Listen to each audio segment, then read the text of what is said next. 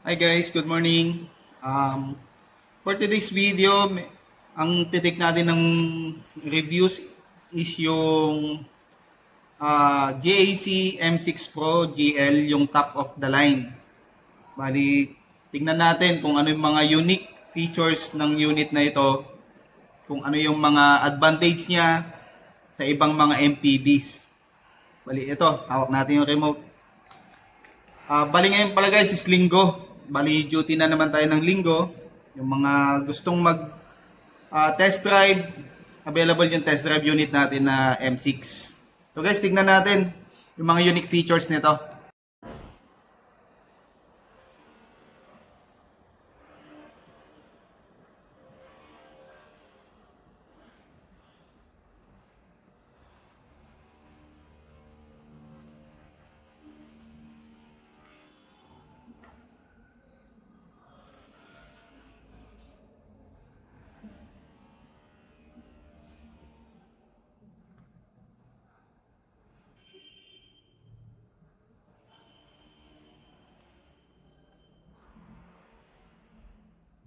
Ito yung M6 Pro. Bali ito yung top of the line.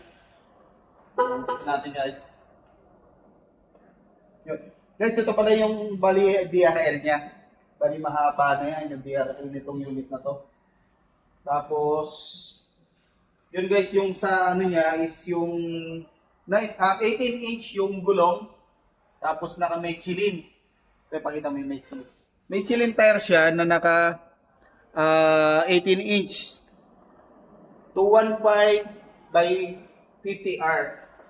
Yan yung size niya. Ayan, tignan naman natin guys yung loob nito.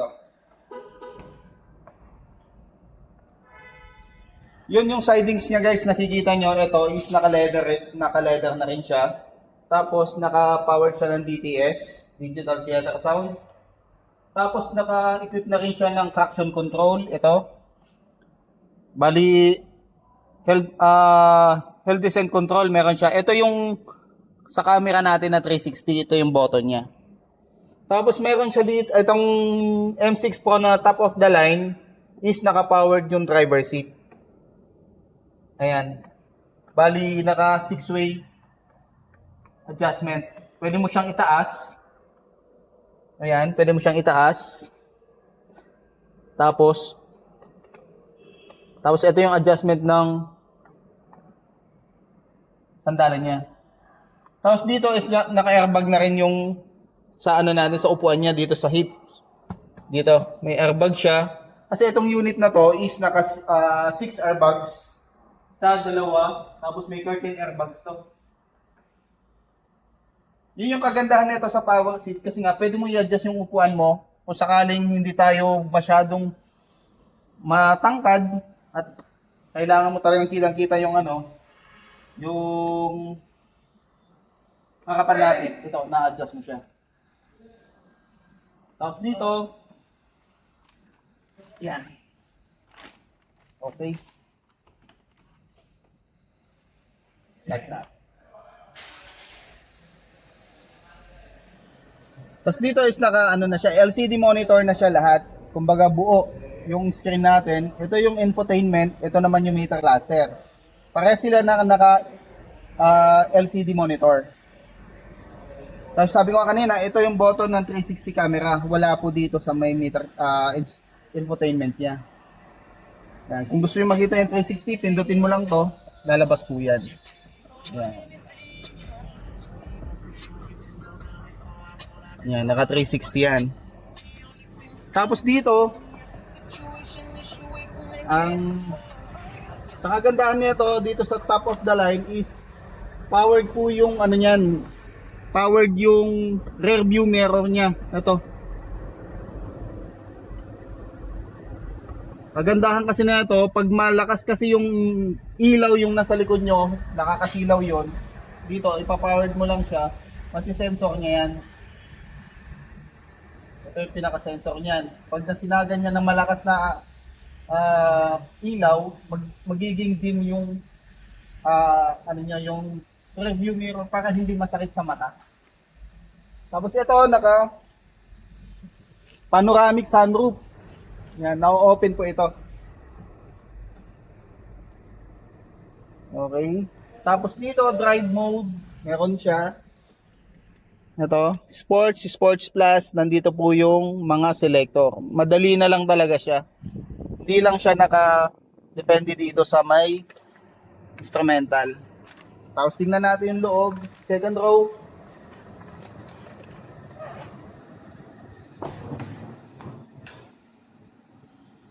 Tapos itong M6 na all yung M6 natin is naka-captain seat yung second row. Yun ang maganda rito. Tapos maluwag. Yan, maluwag.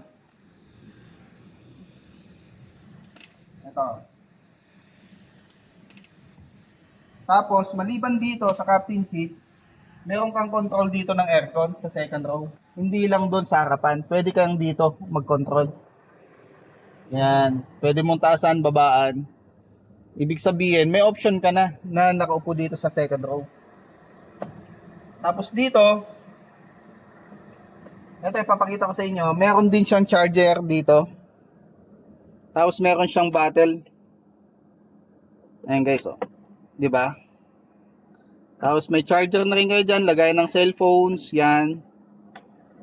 Maliban dito, na cellphone charger, meron din siya dito.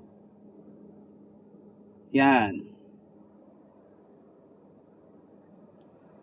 Okay. Tapos, saka dito, sa unit na to, madali yung pagpasok. Natin. Tignan natin yung third row naman.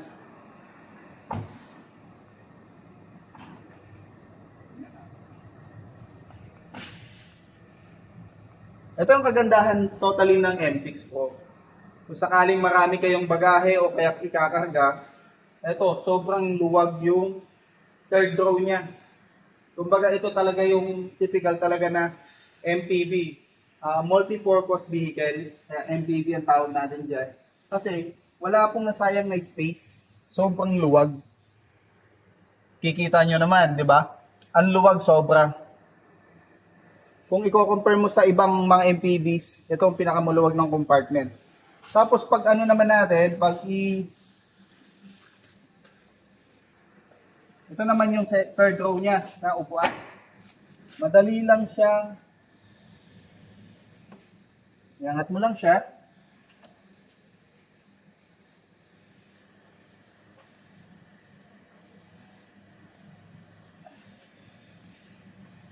Kasi naka-plastic. Ngayon, pag ano na yung third row seat, maluwag pa rin yung compartment. Yung iba kasi, masikip. Dito, kung makikita nyo, malalim yung compartment mo. Marami ka pa rin ilalagay. Di ba? Ito, malalim to. Hindi po sayang yung space. Ngayon, tingnan nyo yung luwag dito sa third row. Papasok tayo dito sa third row.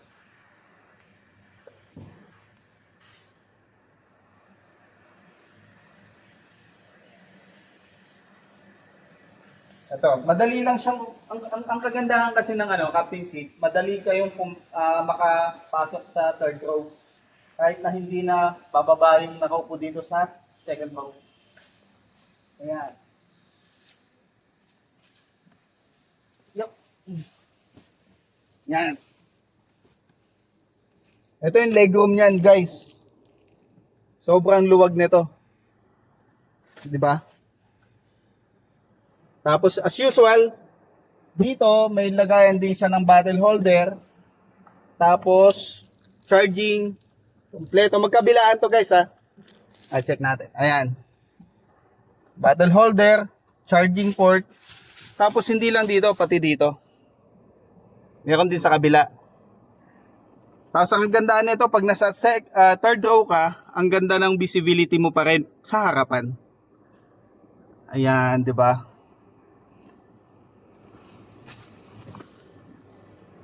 O, 'di ba, guys? Ganda nito pag nag-long ride kayo o kaya magta-travel tour kayo. Ito, sobrang luwag nito. Ayan. 'Di ba, guys? Nakunat pa yung pa ako. Sarap. 'Di ba? Kumbaga, pag nagta-travel kayo dito, kumbaga, relax po lahat ng mga sakay nitong M6 po. If ever na ito yung napili nyong kunin. Tapos ito yung curtain airbags niya guys, oh. Ito. Ito, tignan nyo ako kung paano pumasok. Maluwag. Diba? Tayo na ako dito. Ibig sabihin, yung headroom nito, hindi ito ganun ka sikip. Ito yung advantage niya sa ibang MPVs na sasakyan. Ayan. Ang height ko dito, ang height ko ngayon is 5'7".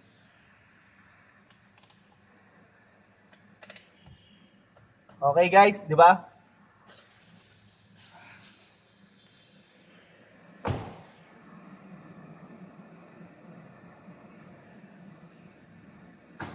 Yun, yung mga nagpaplano na bumili ng mga MPVs, van, o kaya pang family na 7-seater, ito, sakto-sakto sa inyo to. Napakaluwag, tapos the same time matipid. Pakita ko nyo naman po yung makina. Kung ano yung meron dito, bakit hindi basta-basta yung mga nilagay dito.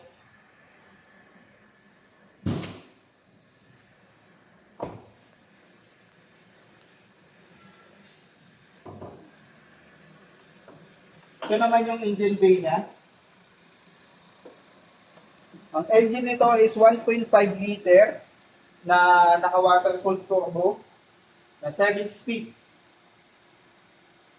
Yung 1.5 liter hindi ba underpower para dito sa laki ng sasakyan? Actually po, hindi po. Same time, 7-speed siya, tapos may support naman siya ng turbo. Bali, water-cooled turbo naman yung gamit niya. The same time, gasoline naman po siya, iba yung hatak, iba yung lakas ng gasoline compared sa diesel. Tapos ito yung turbocharge niya po.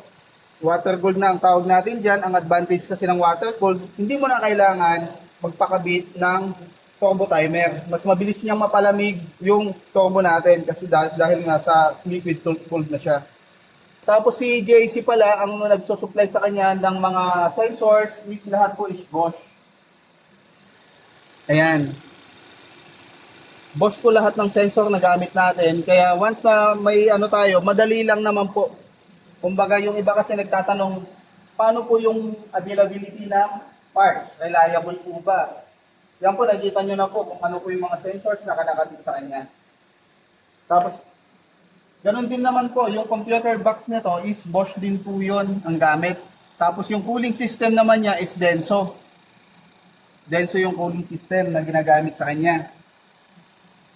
Yun guys, yun lang. Ang masasabi ko sa inyo, mas maganda kung i-test drive nyo to para mas maganda kung ma-experience nyo yung handling ng unit bago tayo bumili ng sasakyan.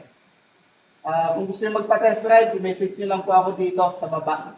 Lalagay ko sa description yung mga detalye nito, down payment, lahat.